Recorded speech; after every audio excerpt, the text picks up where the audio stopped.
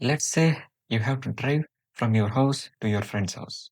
There are many possible routes, but you need a map to figure out which road to go. In networking, this map is called routing. Routing is simply the process of deciding how data should travel from one network to another network. What is routing? Think of internet like a huge city with millions of roads. Your data is the car, and routers are the GPS system that decides the best path. Without routing, your data would be lost. It wouldn't know which way to go after leaving your local network. Static routing.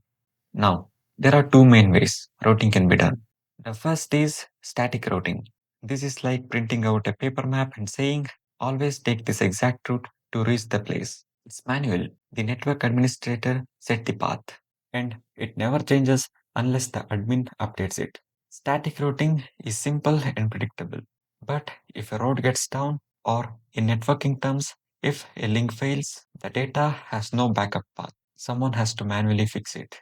Dynamic routing.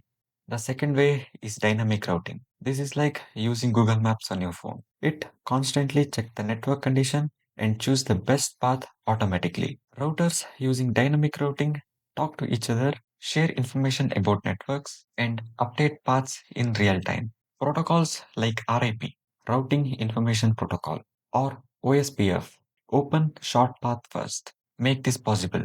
So, if one path goes down, the router immediately find the another way without human help. Why it matters?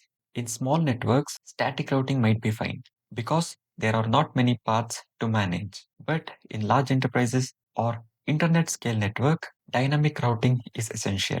Otherwise, no one can manage all those paths manually. And from cybersecurity perspective, understanding routing helps you see how attackers might reroute traffic or how defenders ensure availability. Conclusion. So, to wrap up, routing is just deciding the path for data. Static routing is manual and fixed, like a paper map. Dynamic routing is automatic and adaptive, like Google Maps. And protocols like RIP and OSPF are what makes dynamic routing work. Once you get this, the big, complex internet starts to feel a little less like magic and more like a smart traffic system.